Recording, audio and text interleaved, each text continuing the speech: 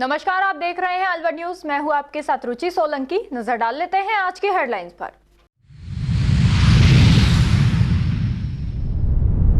अलवर शहर में चोर सक्रिय, फिर हुई ज्वेलर्स की दुकान में लाखों की चोरी।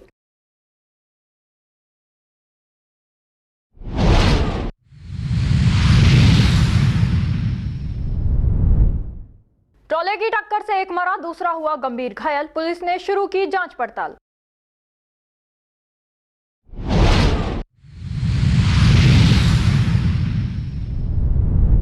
किसानों ने मांगों के समर्थन में किया धरना प्रदर्शन, मांगे स्वीकार नहीं होने पर दी आंदोलन की चेतावनी।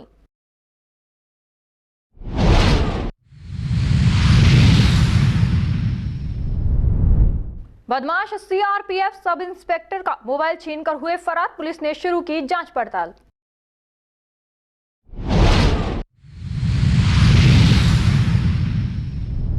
और अब खबरें विस्तार से। 12 जनवरी को होने वाले ब्राह्मण समाज चेतना सम्मेलन को लेकर रामगढ़ कस्बे में बुधवार को तहसील रंगमंच पर अलवर जिला ब्राह्मण समाज की ओर से पहुंचे समाज के नागरिकों द्वारा पोस्टर का विमोचन कर समाज के लोगों को आमंत्रण पत्र सौंपा और ज्यादा से ज्यादा लोगों को 12 जनवरी को होने वाले अलवर स्वरूप विलास होटल में समाज चेतना सम्मेलन को लेकर समाज के लोगों को निमंत्रण दिया।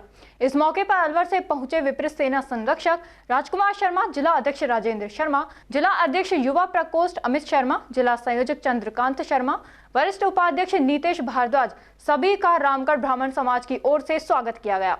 इस अवसर पर विपरीत सेना संरक्षक राजकुमार शर्मा ने बताया कि यह चेतना सम्मेलन महंत प्रकाश दास महाराज ठिकाना गंगाबाग राजगढ़, महंत जितेंद्र खेड़ापति, महंत गंगादास महाराज अयोध्या धाम आश्रम अलवर, महंत दीपक दास महाराज शांति शिव हृदय आश्रम प्रतापगढ़, महंत बाल मुकुंद दास महाराज खेड़ली के सानिध्य में कार्यक्रम आयोजित होगा।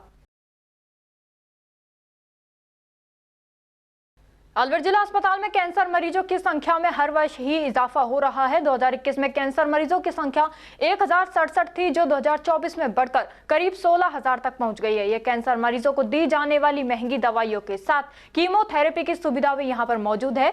मरीज को डे केयर से भर्ती तक की सुविधा यहाँ पर दी जा रही है। अलवर जिला अस्पताल में कैंसर रोग विशेषज्ञ के पद पर कार्यरत डॉक्टर सुखबीर तंवर ने बताया कि कैंसर मरीजों के इलाज की पूरी सुविधा अलवर जिला अस्पताल में दी जा रही है, लेकिन रेडियोथेरेपी मशीन जिसकी कैंसर के इलाज में अत्यंत आवश्यकता है, उसका यहाँ अभाव है। मशीन का प्रस्ताव 2021 में रखा गया था, जिसकी पूर्व में ही घोषणा भी हो गई थी।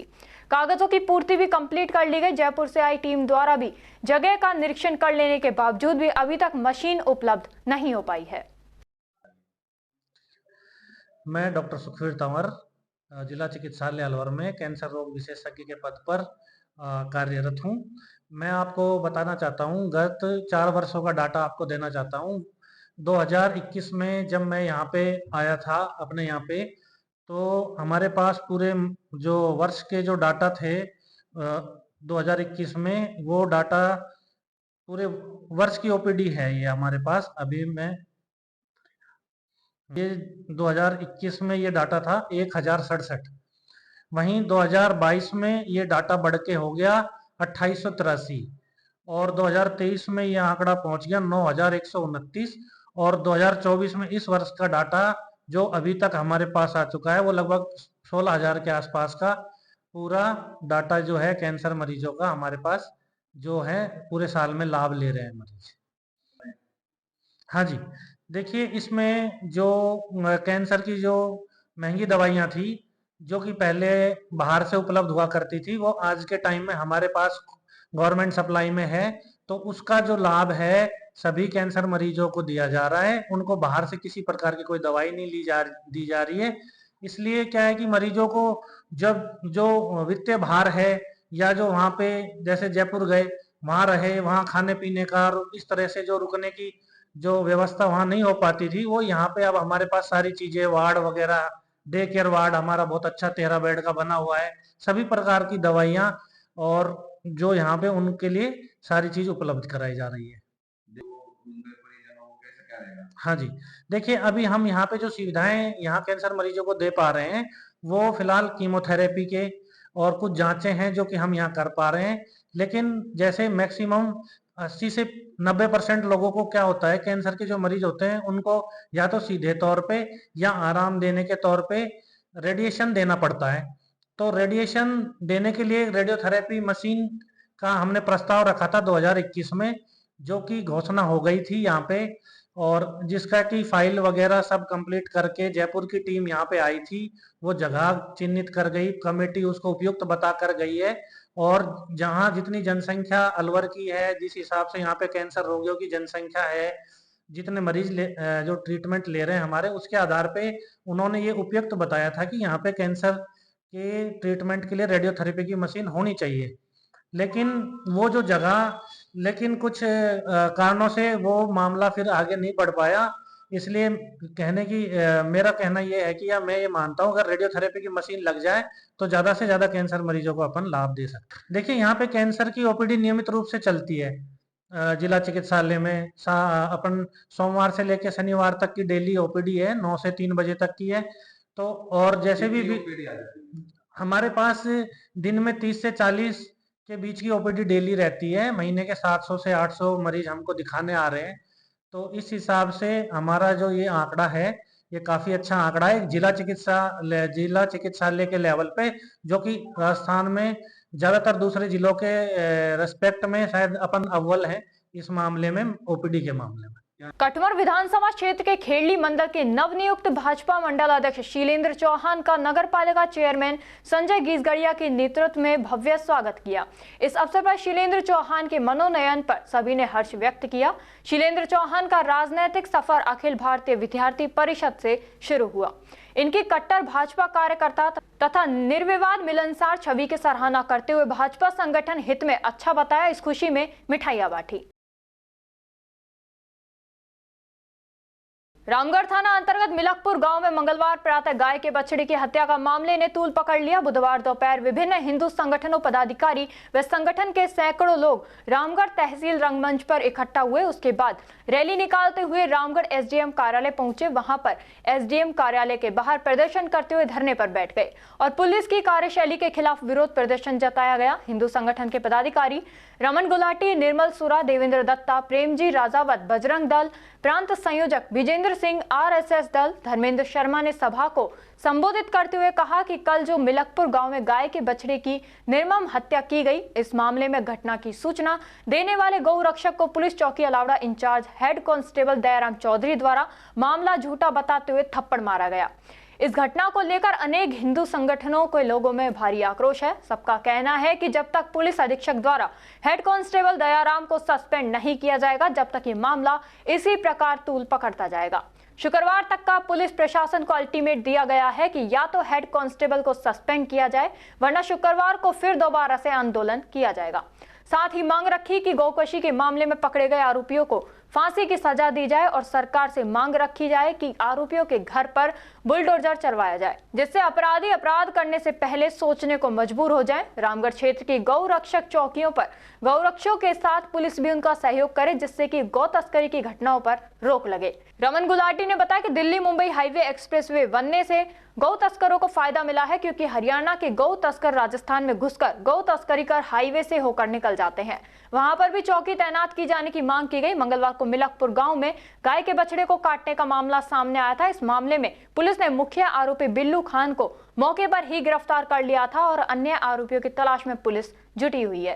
पुलिस ने इस मामले में गौ हत्या पशु क्रूरता अधिनियम के अंतर्गत मामला दर्ज किया है। ये मामला है मिलकपुर गांव का, जहाँ खेत में कल एक गाय काट कर गौ तस्करों ने और मुजरिम को पकड़ लिया है और बिल्लू खान चावला खान उसका नाम है।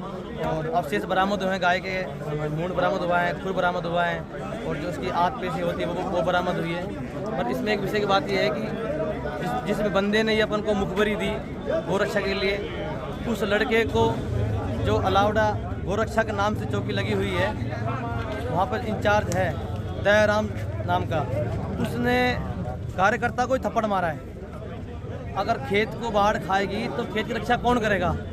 इसकी मैं बहुत घोर निंदा करता हूं। और जहाँ तक मेरी आवाज़ पहुंच रही है, और इस वीडियो को ज़्यादा से ज़्यादा शेयर करना, ऐसे दुष्ट लोगों पर अधिक से अधिक कार्रवाई, मैं तो इसकी सस्पेंड की मांग करता हूँ। मिलकपुर के अंदर जिस प्रकार से जो कल घटना हुई है, और उसमें दो बातें बड़ी निकल के आई है। एक तो पुलिस प्रशासन की तरफ से जो पुलिस के जो कर्मचारी है दयाराम, उसने जिस प्रकार से मुखबिर के साथ जो मारपीट की है वो बहुत निंदनीय है। अगर मुखबिरों को इस प्रकार से दबाया जाएगा तो पुलिस को सूचना कौन देगा।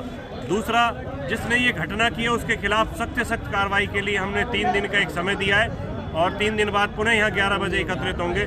जिस प्रकार से उसने किया है उसके खिलाफ सख्त कार्रवाई होनी चाहिए, उसके घर बुलडोजर चलना चाहिए और जो भी उसके खिलाफ कानूनी लीगल कार्रवाई बनती है वो की जानी चाहिए। ईएसआईसी अस्पताल अलवर में डीन डॉक्टर असीम दास के निर्देशन में अस्पताल की आपातकालीन तैयारियों और प्रस्तावित NABH इंस्पेक्शन की समीक्षा और सुदृढ़ीकरण के उद्देश्य से कोड रेड मॉक ड्रिल का सफल आयोजन किया गया। ये मॉक ड्रिल अस्पताल की 5वीं मंजिल पर स्थित RODC वार्ड में सहायक नर्सिंग अधीक्षक धर्मेंद्र कुमार मीणा और कनिष्ठ अभियंता मोहनलाल मीणा के समन्वय में संपन्न हुआ। ड्रिल के तहत वार्ड में मौजूद 5 डमी मरीजों, उनके परिजनों और स्टाफ को फायर सेफ्टी प्रोटोकॉल के तहत सुरक्षित रेस्क्यू किया गया। इसका मुख्य उद्देश्य अस्पताल के स्टाफ को आपातकालीन परिस्थितियों में त्वरित प्रतिक्रिया देने और आग लगने की स्थिति में सुरक्षा मानकों का पालन सुनिश्चित करने के लिए प्रशिक्षित करना था। मॉक ड्रिल के दौरान अस्पताल के कर्मचारियों ने बेहतरीन टीम वर्क और सतर्कता का प्रदर्शन किया, जिससे आपातकालीन प्रबंधन की प्रभावशीलता को प्रदर्शित किया गया। समापन के अवसर पर धर्मेंद्र कुमार मीणा ने फायर मॉक ड्रिल की आवश्यकता और इसके महत्व को विस्तार से समझाया। उन्होंने कहा कि ऐसी गतिविधियां न केवल कर्मचारियों की जागरूकता बढ़ाती है, बल्कि संभावित आपदाओं से बचाने के लिए उनकी क्षमता भी मजबूत करती है। इस अवसर पर RODC वार्ड के nodal officer doctor Saroj Kumar Suman ने मॉक ड्रिल को सफल बनाने में सभी प्रतिभाओं के योगदान की सराहना की और भविष्य में ऐसी अभ्यास गतिविधियों को नियमित रूप से जारी रखने की आवश्यकता पर बल दिया। इस आयोजन ने अस्पताल की सुरक्षा और आपातकालीन प्रबंधन प्रणाली को और सुदृढ़ करने में महत्वपूर्ण भूमिका निभाई। खबरों में वक्त हो चला है एक छोटे से ब्रेक का। ब्रेक के बाद जल्द लौटेंगे, तब तक आप बने रहिए अलवर न्यूज के साथ। कदम शूज, एक कंप्लीट फैमिली फुटवेयर। इस दिवाली कदम शूज लाया है आपके लिए कॉम्बो ऑफर के साथ डिस्काउंट भी। जी हाँ, मात्र 1100 या अधिक की खरीद पर पाए निश्चित उपहार। तो रेडी हो जाइए, क्योंकि शॉपिंग का मजा शॉप पर है, स्क्रीन पर नहीं। और कीजिए त्योहारों में खरीदारी देखकर, छूकर और परखकर, वो भी बेशकीमती उपहारों के साथ, जिसमें आप पा सकते हैं smart TV, washing machine, refrigerator, juicer और भी बहुत सारे लकी ड्रॉ प्राइजेस। और हाँ, यहाँ आपको लकी ड्रॉ के साथ ही लकी विजेता को मिलेगा मेगा बम्पर ड्रॉ, जिसमें आप फॉरेन ट्रिप भी पा सकते हैं।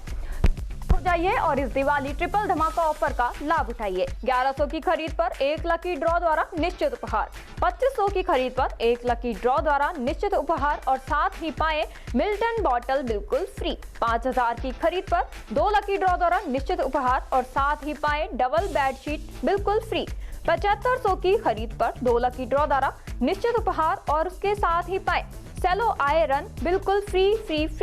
10,000 की खरीद पर 2 लकी ड्रॉ द्वारा निश्चित उपहार और साथ ही पा सकते हैं आप सेलो आयरन, डबल बेडशीट और मिल्टन बॉटल एकदम फ्री। 15,000 की खरीद पर 2 लकी ड्रॉ द्वारा निश्चित उपहार और उसके साथ ही आप पा सकते हैं गैस बर्नर या फिर ट्रॉली बैग एकदम फ्री। यहाँ काफी सारे ब्रांड्स भी अवेलेबल हैं, लाइक आप ले सकते हैं Action, Campus, Adidas, Bata, Red Tape, Adda, Sparx, न्यूज इटालिया, Red Chief, Calcetto, TSF, Welcome Shoes, APL footwear. ये सभी ब्रांड्स के फुटवियर एक ही छत के नीचे आप खरीद सकते हैं। अब आपको मिलवाते हैं हमारे लकी ड्रॉ के विजेताओं से, जिन्हें आप स्क्रीन पर देख रहे हैं। ये सभी हमारे लकी ड्रॉ के विजेता रहे हैं।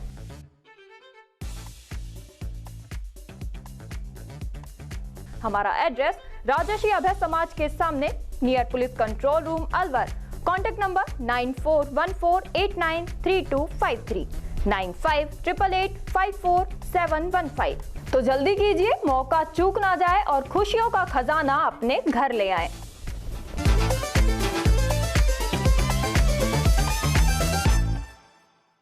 ब्रेक के बाद आपका स्वागत है। बढ़ते हैं अगली खबर की ओर। अलवर शहर के मिनी सचिवालय के गेट पर किसान यूनियन के कई संगठनों ने मिलकर धरना प्रदर्शन किया और 5 सूत्री मांगों को लेकर जिला कलेक्टर को ज्ञापन सौंपा। भारतीय किसान यूनियन चढ़ूनी के जिला अध्यक्ष वीरेंद्र मोर ने बताया कि हमारी 5 मुख्य मांगे हैं, जिनमें सर्दी में फरवरी माह तक किसानों को दिन में बिजली उपलब्ध कराने, किसान भवन को EPFO कार्यालय तुरंत प्रभाव से किसानों के लिए खोला जाए, विद्युत विभाग में निजीकरण बंद किया जाए, ओलावृष्टि से हुए नुकसान की गिरदावरी कराकर उचित मुआवजा दिया जाए और ERCP प्रोजेक्ट से कृषि को पहले चरण में जोड़ा जाए शामिल है। आज 5 सूत्रीय मांगे थी, जिसमें एक तो थी कि जो किसानों को दिन में बिजली दी जाए, खास करके सर्दी के मौसम में फरवरी तक है जो रात को बिजली ना देकर दिन में बिजली दी जाए। दूसरा ये था जो अभी हाल ही में ओलावृष्टि हुई है, उस ओलावृष्टि का मुआवजा, क्योंकि कई ऐसे गांव हैं जहां पर 70 से 100% का नुकसान है, लेकिन अधिकारी उसको 20-30% ही दिखा रहे हैं। एक तो ये है कि उनका मुआवजा दोबारा उनकी जायजा लेकर जितना नुकसान है उतना उचित मुआवजा किसानों को दिया जाए। तीसरी मांग ये थी जो बिजली विभाग का निजीकरण किया जा रहा है वो निजीकरण ना किया जाए। उस निजीकरण से जो किसान को सब्सिडी मिलती है, जो किसान को फ़ायदा मिलता है, वो निजी कंपनियां नहीं देंगी। चौथा इसमें मांग ये थी कि जो किसान भवन है जो इन्होंने एक कंपनी को दे रखा है, बल्कि वो किसानों के लिए है। कोई प्याज बेचने आता है, किसी का कोई बंदा बीमार है, उनके रुकने के लिए जगह नहीं है, वो किसान भवन किसानों के लिए दिया जाए। और फिर एक जो मांग थी, जो ये आवारा पशु घूम रहे हैं, इनका कोई इंतजाम नहीं किया जाता है। सरकार उसके लिए अलग से फंड भी, एक्सेस फंड भी जाता है, लेकिन उनका कोई इंतजाम नहीं किया जाता, फसल खराब होती है। तो इस तरह की कुछ मांगे थी जिसके लिए, और इसके लिए पहले भी हम अवगत करा चुके हैं प्रशासन को, लेकिन कोई मांग नहीं हुई है। और एक जो सबसे बड़ी मांग जो लगभग 2017 से आंदोलन चल रहा है, ERCP में कृषि के लिए पानी सरकार क्या चाहती है, पेयजल के लिए दे रही है और उसके बाद दे रही है DMIC इंडस्ट्री के लिए। हम ये चाहते हैं पेयजल के साथ पहले चरण में ही कृषि के लिए पानी दिया जाए ताकि किसान को पानी मिल सके। अगर ये तीसरे चरण में लेके जाएंगे तो तीसरा चरण तो 2051 में पूरा होगा, तब तक किसान बचेगा। तो इस तरह की गंभीर मांगे हैं और कुछ मांगे ऐसी हैं जो तुरंत प्रभाव से अगर प्रशासन चाहे तो वो हो सकती हैं। तो इसलिए आज हम कलेक्टर साहब से मिलकर चाहेंगे, चाहे कितना भी समय लग जाए। और कुछ मांगे हैं हमारी जिसका हमने अल्टीमेटम है कि 1 हफ्ते के अंदर पूरी हो, अदरवाइज फिर किसान सड़क पे आएगा। और कुछ जो लंबी मांगे चल रही हैं उसके लिए है कि प्रशासन सरकार से वार्तालाप हो और किसान को पहले चरण में पानी मिले। भारतीय किसान यूनियन चढ़ूनी और भी हमारे लोक शक्ति से हैं और मेवाती किसान मोर्चा से हैं, 3-4 संगठनों का समर्थन है हमको। वीरेंद्र मोर, भारतीय किसान यूनियन चढ़ूनी। देखिए, जो समस्याएं वो हमारे साथियों ने आपको सारी बता दी है। मैं सिर्फ एक चीज़ की बात करूंगा, ERCP को इन्होंने हमारा नहर परियोजना से बदल करके उसका नाम ही बदल दिया, उसमें से नहर योजना ही खत्म कर दी। किसानों का जो भी मांगे थी उसका खत्म कर दिया पूरी तरह से, और पानी उसका कम कर दिया है। आज तक जो भी मध्य प्रदेश का, राजस्थान का MOU साइन हुआ पिछले साल, वो MOU अभी तक ना तो विधानसभा के पटल पर रखा गया है, न उसको सार्वजनिक किया गया है, न जनता में बताया गया है। मोदी जी आए, नौनेरा का उद्घाटन कर गए, अभी आएंगे इसरदा का होगा, उसका उद्घाटन कर जाएंगे। पर उसका ERCP जो पूर्वी राजस्थान नहर परियोजना, उसमें सिंचाई का किसानों का जो था वो कहाँ है, उसको ख़त्म करके पूरी तरह से उसका नाम उन्होंने अब पार्वती, काली सिंध, चंबल, PKC करके नहर परियोजना को ही ख़त्म कर दिया। इसलिए हम किसानों की तरफ से मांग करते हैं कि हमारा ERCP को बहाल किया जाए, नहर परियोजना को, और जो पानी पहले मिलना था, जो पानी का नुकसान हुआ हो, पहले 2017 का जो हमारा पानी का लेवल था वो पानी का लेवल सुनिश्चित किया जाए। किसानों का अगला कदम सड़कों पर, पहले जगह जगह खड़े हैं, अभी भी वो आंदोलन चल रहा है, उस आंदोलन का भी हम समर्थन करेंगे। यहाँ पर बीच बीच में मंडी में करते रहे हैं, किसान भवन वाला नहीं किया तो वो करेंगे। और यदि ERCP वाली बात नहीं की तो अब की बार जो भी यहाँ पर आएगा, मुख्यमंत्री या कोई भी जो भी आदमी आएगा, वहाँ पर हम विरोध प्रदर्शन करेंगे ERCP को लेकर के कि MOU को सार्वजनिक किया जाए और हमारा 2017 का पानी का लेवल बहाल किया जाए। शिफात मैनेजर, मेवाती किसान मोर्चा। खबरों में वक्त है एक छोटे से ब्रेक का। ब्रेक के बाद जल्द लौटेंगे, तब तक आप बने रहिए अलवर न्यूज के साथ। तेज दिमाग, पैनी नजर और निर्णय लेने की क्षमता आपको बनाती है देश का स्वर्णिम भविष्य। नरेंद्र तिवारी IAS एकेडमी, जो कि है सभी प्रतियोगी परीक्षाओं के लिए सर्वश्रेष्ठ संस्था, जहां का उन्नत माहौल और सही मार्गदर्शन आपको RAS, IAS, शिक्षक, REET, SSC, railway, Delhi police, Rajasthan police, SI, patwari, STC और B.Ed जैसी प्रतियोगी परीक्षाओं में सफलता का रास्ता दिखाएगा। अलवर की सर्वश्रेष्ठ प्रतियोगी संस्था Narendra Tiwari IAS academy, railway station के पास, लिटिल बर्ड स्कूल के पीछे, नेहरू नगर, अलवर।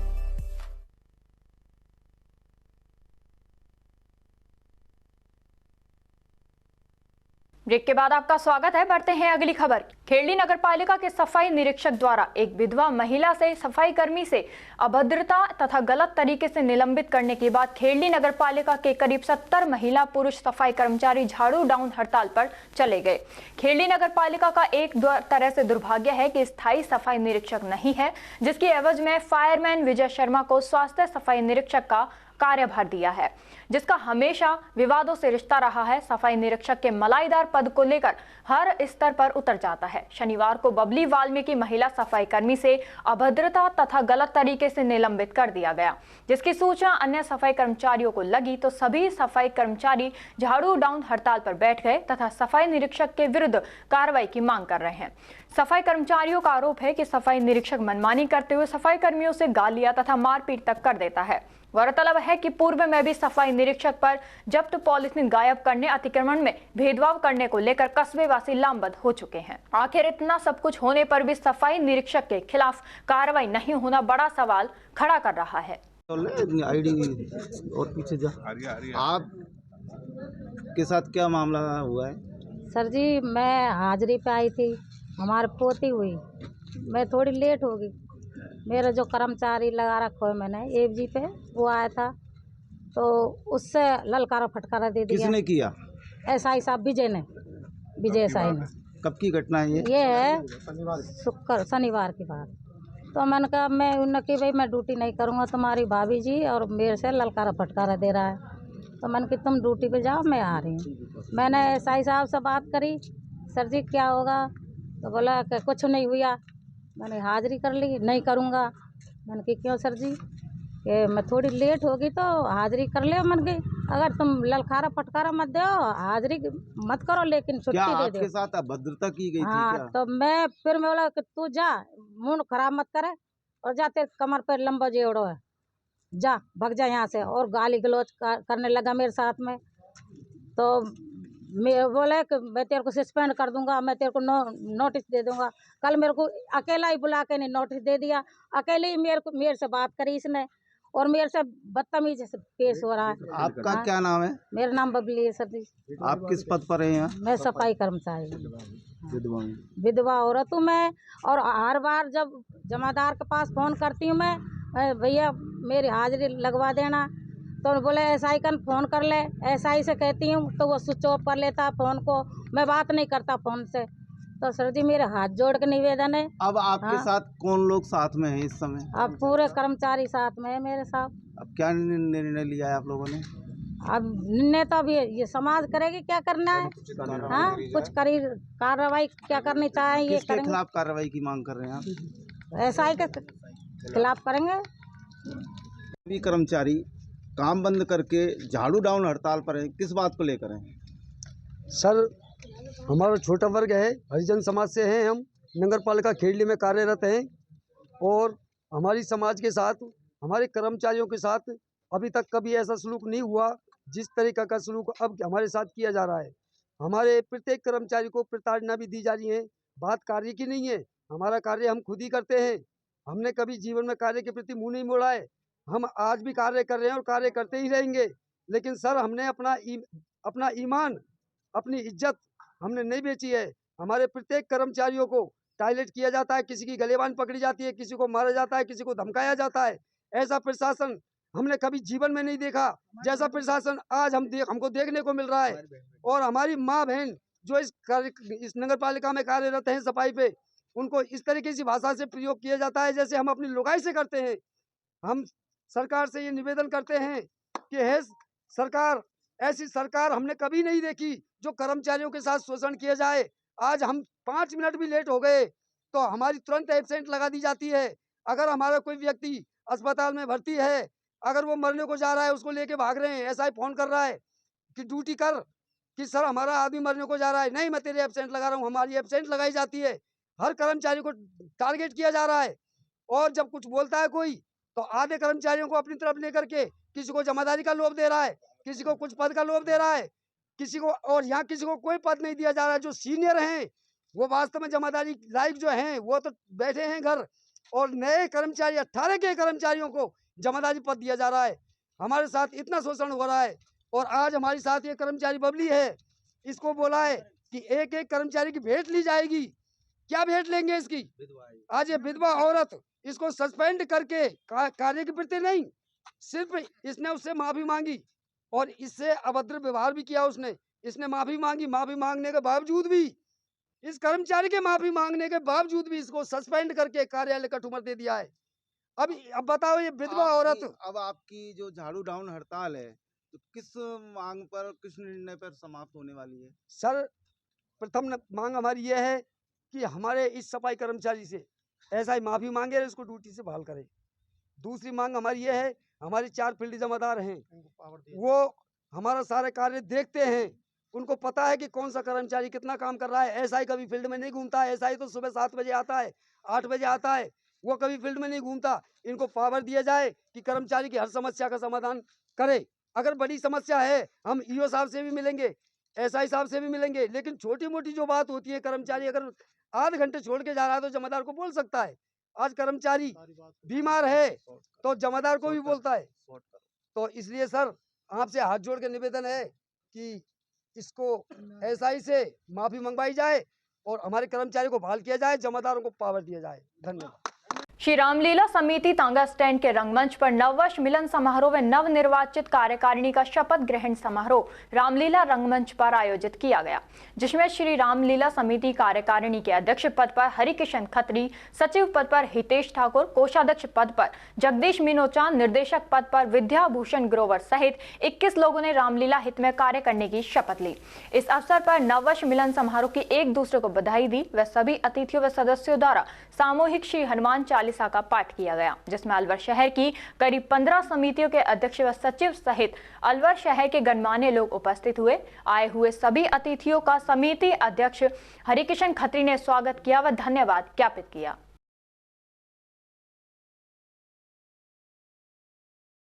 एमआईए में मिनरल ग्राइंडिंग इकाइयां हवा में सफेद पाउडर उड़ाकर प्रदूषण को बढ़ावा दे रही हैं। इन इकाइयों में पत्थरों को पीसकर पाउडर बनाया जाता है, जो कि पिसाई के समय औद्योगिक इकाइयों से बाहर हवा में उड़ता रहता है, जो पर्यावरण व मानव स्वास्थ्य के लिए बहुत ही हानिकारक है, जिसे ऐसी औद्योगिक इकाई के आसपास लगे पेड़ों पर सहज ही दिखता है।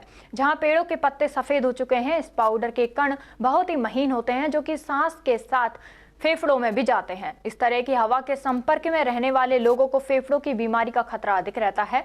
ऐसी औद्योगिक इकाइयों को हवा में पाउडर उड़ाने से रोका नहीं जा रहा, जबकि इन इकाइयों से पाउडर बाहर उड़ना ही नहीं चाहिए।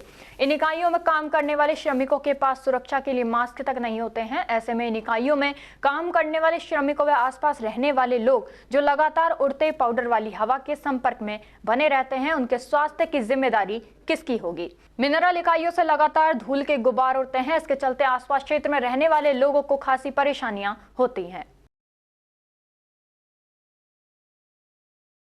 अलवर नगर निगम के राजस्व अधिकारी युवराज मीणा को जयपुर विधानसभा के गेट के बाहर से मंगलवार रात करीब 8:15 बजे 3 लाख रुपए की रिश्वत लेते हुए ट्रैप कर लिया। रेवेन्यू ऑफिसर अपने साथ पैसे लेने के लिए प्राइवेट व्यक्ति लेकर पहुंचा था, उसे विधानसभा के गेट पर उतारा, जिसने रकम ली, लेकिन एसीबी ने घुमाव पर रेवेन्यू ऑफिसर को भी अरेस्ट कर लिया। ये रिश्वत अलवर में यूडी टैक्स का टेंडर ले चुकी कंपनी से उसके कामकाज को आगे बढ़ाने के एवज में मांगी थी। एसीबी के एएसपी अभिषेक पारिक ने बताया कि अक्टूबर-नवंबर माह में ही अलवर में यूडी टैक्स वसूलने वाली कंपनी ने टेंडर लिया था। इस कंपनी से नगर निगम के आरओ युवराज मीणा ने रिश्वत मांगी। कंपनी के कामकाज की फाइल को आगे नहीं बढ़ा रहा था। इसके एवज में 3 लाख रुपए मांगे थे। कंपनी के प्रतिनिधि ने जयपुर में विधानसभा के गेट के पास 3 लाख रुपए दिए। युवराज मीणा अपनी कार से प्राइवेट आदमी को लेकर आया, जिसने गेट पर रिश्वत ली, लेकिन एसीबी ने वहीं घुमाव पर युवराज मीणा को भी अरेस्ट कर लिया।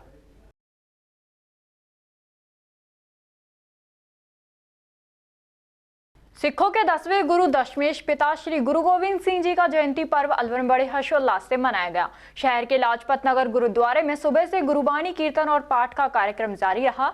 देश के ख्यात नाम पारगी जाटों ने गुरुबाणी के माध्यम से संगतों को निहाल किया। गुरुद्वारे के सेवादार परमजीत सिंह गोगिया ने बताया कि गुरु गोविंद सिंह न केवल योद्धा थे बल्कि संत और सिपाही भी थे, जिन्होंने धर्म की रक्षा की, लेकिन मुगल धर्म को स्वीकार नहीं किया और देश को धर्म के मार्ग पर चलने का एक नया रास्ता दिखाया। वहीं गुरुद्वारे के सेवादार हरमीत मेहंदी रत्ता ने बताया कि श्री गुरु गोविंद सिंह संत सिपाही नहीं, एक विद्वान लेखक भी थे, जिनका साहित्य आज भी सभी का मार्गदर्शन करता है। वहीं अलवर खंडेलवाल धर्मशाला के पास स्थित गुरुद्वारा श्री सुखधाम साहिब में भी गुरु गोविंद सिंह जयंती बड़े धूमधाम से मनाई गई। सेवादार मनीष अरोड़ा ने बताया कि गुरु गोविंद सिंह जी न केवल किसी एक धर्म के बल्कि सभी धर्मों के लिए एक मिसाल हैं, जिन्होंने धर्म की रक्षा के लिए पूरे परिवार का बलिदान दे दिया।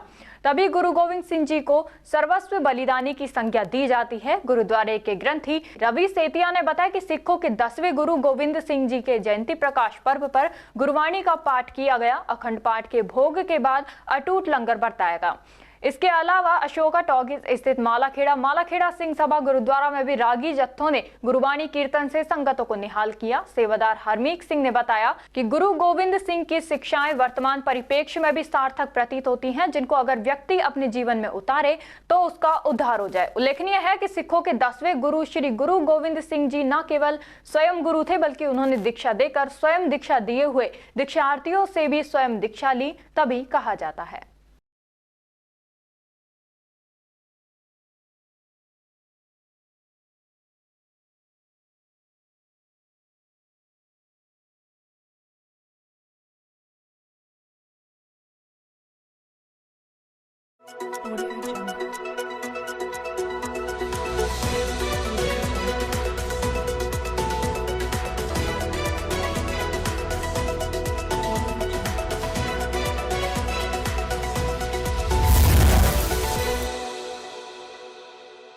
नमस्कार, आप देख रहे हैं अलवर न्यूज। मैं हूं आपके साथ रुचि सोलंकी। नजर डाल लेते हैं आज की मुख्य खबरों पर। शेखपुर अहीर ने सड़क सुरक्षा अभियान के तहत थाना क्षेत्र के लोगों को यातायात नियमों की जानकारी दी। यातायात नियमों का उल्लंघन करने पर 3 बिना हेलमेट 7 चालान 207 MV एक्ट में किए। पुलिस मुख्यालय द्वारा 1 जनवरी से 31 जनवरी 2025 तक चलाए जा रहे सड़क सुरक्षा अभियान के तहत सुश्री ज्येष्ठा मैत्री पुलिस अधीक्षक भिवाड़ी के आदेश अनुसार अतुल साहू अतिरिक्त पुलिस अधीक्षक के निर्देशन में शिवराज सिंह व्रताधिकारी व्रत तिजारा के सुपरविजन में व कमलेश कुमार मीणा थानाधिकारी पुलिस थाना शेखपुर अहीर के नेतृत्व इलाका थाना में अभियान चलाकर लोगों को यातायात नियमों की जानकारी दी गई। वह यातायात नियमों का उल्लंघन करने वाले 3 वाहन चालकों के बिना हेलमेट 7 चालान 207 MV एक्ट में किए गए।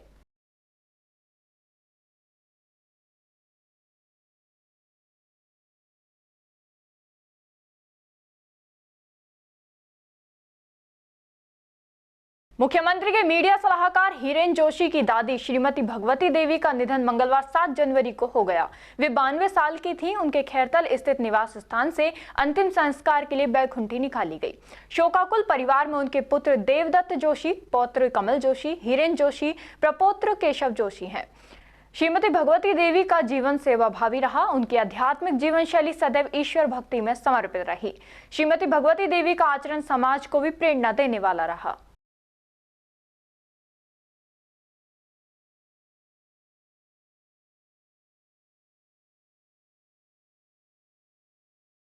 निमराना इंडियन जोन में स्थित रुचि बेवरेज बंद पड़ी कंपनी के सिक्योरिटी गार्डों की 3 माह की सैलरी नहीं मिलने के कारण सिक्योरिटी गार्डों के द्वारा कंपनी के गेट के बाहर प्रदर्शन किया गया। सुपरवाइजर संदीप यादव, उदय प्रकाश, विकास शर्मा आदि ने बताया कि हम करीब 10 लोग कंपनी के अधीन वोल्कानो टॉल सिक्योरिटी में कई माह से कार्यरत हैं।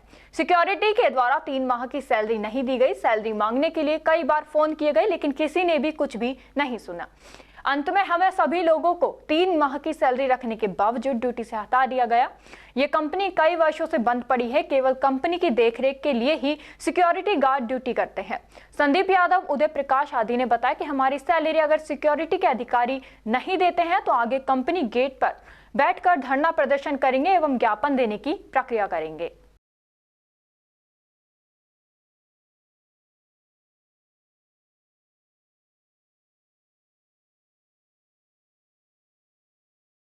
परिवहन एवं सड़क विभाग द्वारा अलवर परवाह की थीम पर 31 जनवरी तक आयोजित राष्ट्रीय सड़क सुरक्षा माह 2025 के 7वें दिन आज परिवहन विभाग के द्वारा यातायात नियमों की जानकारी प्रवर्तन संबंधित कार्रवाई की गई।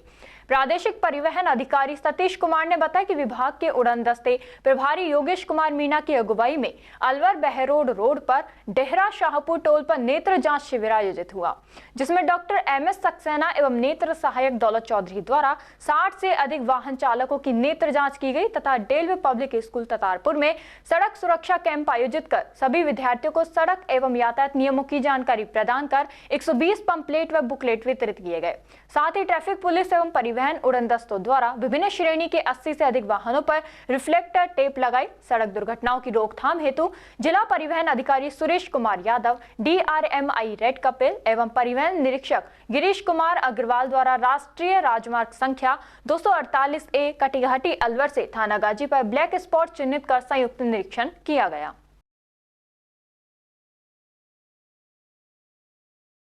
जिला विधिक सेवा प्राधिकरण अलवर एवं तालुका विधिक सेवा समिति लक्ष्मणगढ़ एडीजे अपर जिला एवं सेशन न्यायाधीश गोपाल सैनी के निर्देश पर आज पंचायत समिति गोविंदगढ़ की ग्राम पंचायत खेड़ा महमूद में लड़कियों और महिलाओं के लिए महिलाओं और बच्चों के अधिकारों के संरक्षण, घरेलू हिंसा अधिनियम, दहेज उत्पीड़न, संपत्ति अधिकार, विवाह कानून और शिक्षा के अधिकार पर कानूनी साक्षरता शिविर आयोजित हुए। पीएलवी अनिल कुमार ने बताया कि नालसा के टोल फ्री राष्ट्रीय विधिक सहायता हेल्पलाइन नंबर 15100 पर विधिक सहायता प्राप्त कर सकते हैं। घरेलू हिंसा से महिला संरक्षण अधिनियम 2005 का उद्देश्य घरेलू हिंसा से महिलाओं को बचाना है, पीड़ित महिलाओं को विधिक सहायता उपलब्ध कराना है। घरेलू हिंसा एक्ट की धारा 6 व 7 के अनुसार आश्रय और चिकित्सा सुविधा प्रभारी का दायित्व है कि स्वयं पीड़िता या सुरक्षा अधिकारी या उसकी ओर से सेवा प्रदाता के अनुरोध के आधार पर पीड़िता को आश्रय और चिकित्सा सुविधा उपलब्ध कराएं।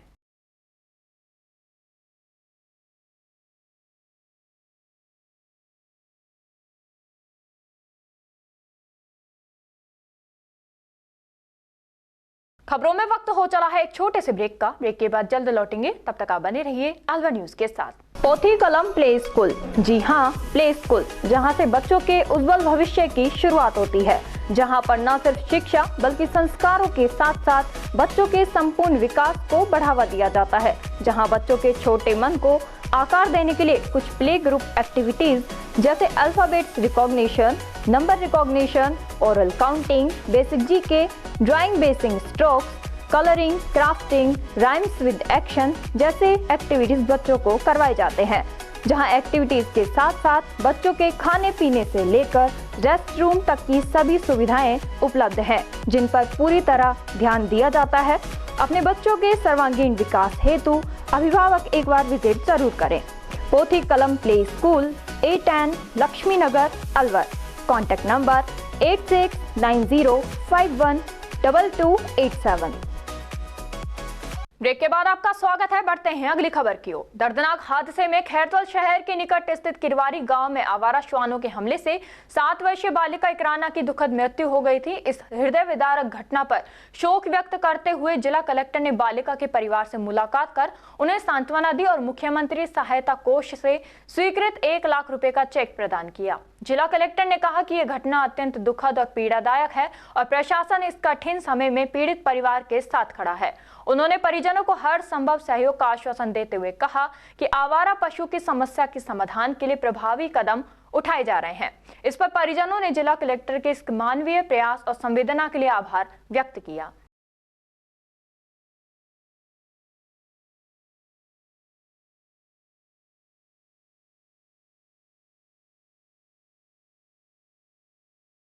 खैरतल तिजारा जिला कलेक्टर किशोर कुमार की अध्यक्षता में मंगलवार को जिला कलेक्ट्रेट सभागार में विभिन्न विभागों की साप्ताहिक समीक्षा बैठक आयोजित हुई। जिला कलेक्टर ने बैठक में संबंधित विभागीय अधिकारियों को संपर्क पोर्टल पर लंबित प्रकरणों एवं ई फाइल का समयबद्ध डिस्पोजल करने के निर्देश दिए। बैठक में जिला कलेक्टर ने गणतंत्र दिवस के आयोजन स्थल एवं आयोजन के विभिन्न विभागों द्वारा की जाने वाली व्यवस्थाओं के संबंध में विस्तार से जानकारी दी गई, जिसमें स्थल की साफ सफाई, ध्वजारोहण, मंच व्यवस्था, बैठक व्यवस्था, पेयजल व्यवस्था, स्वतंत्रता संग्राम सेनानियों, माननीय राज्यपाल जी के भाषण की प्रति, प्रशस्ति पत्र, प्रमाण पत्र, बैरिकेडिंग व्यवस्था, प्राथमिक उपचार, परेड, झांकियां, सांस्कृतिक कार्यक्रम आदि के विभिन्न विभागों के माध्यम से की जाने वाली व्यवस्थाओं के संबंध में विस्तार से चर्चा की गई।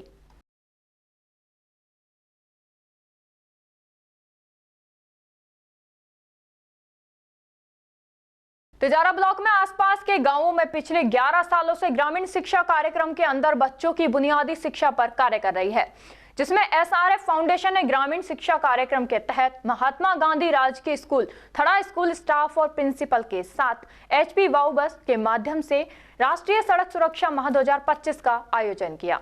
सभी के लिए सुरक्षित सड़कों के उद्देश्य को बढ़ावा देने के लिए 1 जनवरी से 31 जनवरी तक राष्ट्रीय सड़क सुरक्षा माह बनाया जा रहा है। इस पहल का उद्देश्य विभिन्न आयोजनों और गतिविधियों के माध्यम से सड़क सुरक्षा नियमों के बारे में जागरूकता बढ़ाना और सड़क दुर्घटना को कम करना, नागरिकों और युवाओं को एकजुट करना है।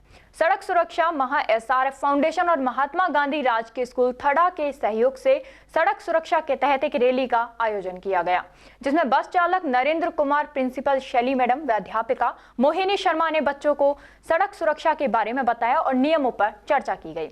इसके साथ ही बस के माध्यम से वीडियो ऑडियो के माध्यम से सड़क सुरक्षा और नियमों पर चर्चा की गई।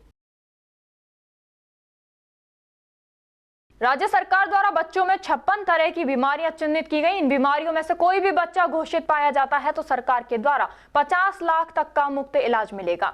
18 साल तक के बच्चे इस योजना का लाभ उठा सकते हैं। अलवर सचिवालय स्थित सामाजिक न्याय एवं अधिकारिता विभाग के द्वारा चलाई जा रही योजना को राज्य सरकार द्वारा बच्चों में 56 तरह की बीमारियों राज्य सरकार ने चिन्हित की गई। यदि इनमें से कोई भी बच्चा बीमारी से ग्रसित पाया जाता है तो सरकार द्वारा 50 लाख तक का मुफ्त इलाज मिलेगा। समाज कल्याण विभाग के निजी सहायक देवेश कुमार ने बताया कि बाल संबल योजना सरकार के द्वारा निकाली गई है। मैं आपको बताना चाहूँगा कि अभी राज्य सरकार द्वारा मुख्यमंत्री आयुष्मान बाल संबल योजना का संचालन किया गया है। इस योजना के तहत दुर्लभ बीमारियां जो जैसे कि Fabry syndrome, Hunter syndrome, Pompe syndrome, इस तरह की 56 बीमारियां राज्य सरकार द्वारा चिन्हित की गई है। इन दुर्लभ बीमारियों से जो व्यक्ति पीड़ित होगा उसे राज्य सरकार द्वारा 50 लाख रुपए उपचार के लिए निःशुल्क दिए जाएंगे और हर महीने 5,000 रुपये निधि देय होगी। लेकिन इस योजना के अंदर वही पात्र होगा जो राजस्थान का मूल निवासी हो और जिसकी आयु 18 वर्ष से कम हो। उसके पास इन दुर्लभ बीमारियों का मुख्य चिकित्सा अधिकारी द्वारा प्रमाण होना चाहिए। उस प्रमाण के आधार पर वह मुख्यमंत्री बाल आयुष्मान योजना के तहत ई-मित्र से आवेदन कर सकता है और पात्रता के आधार पर उसे इस योजना का लाभ मिलेगा। अलवर सचिवालय में गंदगी का आलम है अतुल्य। अलवर स्वच्छ अलवर अभियान के तहत जिला कलेक्टर के आदेश अनुसार सचिवालय के विभागों को आदेश करने के दौरान अपने अपने विभागों की साफ सफाई करने के आदेश निकाले गए, लेकिन उन आदेशों की अवहेलना हो रही है। सचिवालय 3rd फ्लोर पर शौचालयों में गंदगी का आलम है। सफाई को लेकर अभियान चलाकर अधिकारियों व कर्मचारियों ने अपने अपने विभागों की साफ सफाई की और करवाई। वहीं दूसरी ओर महिला एवं बाल विकास विभाग व भू आवंटन विभाग के बीच में बाथरूम व टॉयलेट की गंदगी से दुर्दशा हो रही है। लगता है जब से सचिवालय स्थापित हुआ है, जब से इस टॉयलेट की साफ सफाई नहीं हुई, गंदगी के कारण बाथरूम टॉयलेट में कूड़ा, डिस्पोजल, कागज के ढेर लगे रहने के साथ ही वॉश बेसिन में भी पानी भरे रहने से कीटाणु पनपने लग चुके हैं, जिससे वातावरण दूषित होने लग चुका है। लगातार एक तरफ तो सचिवालय में साफ सफाई का ठेका होने के बावजूद भी यहाँ की कोई भी साफ सफाई नहीं हो रही और चारों तरफ पौधे वाले गमले लगा दिए गए जिससे कि सचिवालय का सौंदर्य बना रहे।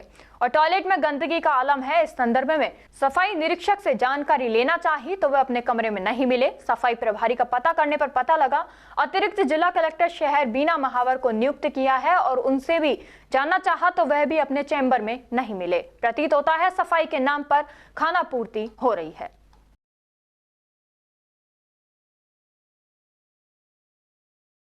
और खबरों में बस इतना ही। तब तक आप बने रहिए अलवर न्यूज के साथ। नमस्कार।